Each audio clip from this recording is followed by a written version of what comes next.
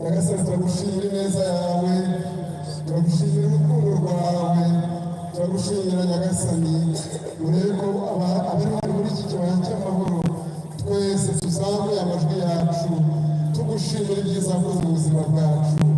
Ntabwo tugaya Nyagasani, turagushimira guherekeza amateka y'ubuzima bwacu, turagushimira Nyagasani abo wabanye nabo Nyagasani mu burwayi bwabo bakagutakambira Nyagasani bakabura ikibazo cyo gitagatifu. Turagushimira Nyagasani ko wadutunze muri uyu mwaka, waduhaye ifunguro ridutungira ubuzima Nyagasani, waduhaye ifunguro ridutungira roho zacu, wagendanye natwe mu rugendo ntagatifu, wabanye natwe mu miryango yacu, wadukijije ibigeragezo bikomeye bitandukanye Nyagasani. Uri Imana yo gushimagizwa, warinze igihugu cyacu Nyagasani, waturinze ibyorezo bikomeye, warinze ubuzima bw'abanyarwanda n'abanyamahanga bari aha ngaha, wabanye na buri wese Nyagasani.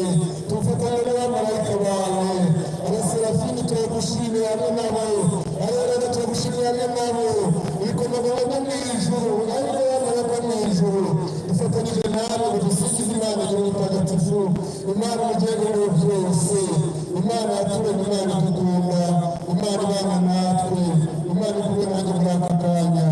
Shimirwa nyir'ubutagatifu, shimirwa nyir'ikuzo, shimirwa nyir'impuhwe, shimirwa mugenga wa byose, shimirwa muremyi wa byose, shimirwa mukiza w'abantu, shimirwa murengezi w'abantu, shimirwa watumye ifunguro dutunga, shimirwa wakiza ibyaha byacu, shimirwa wakiza abarwayi, shimirwa wakora abendaga gupfa, shimirwa watudutererana, shimirwa wumva amasengesho dushyira n'abawe bose.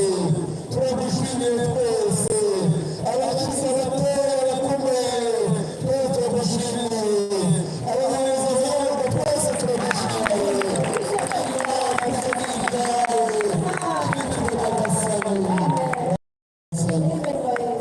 Tuna kushukuru Mwenyezi Mungu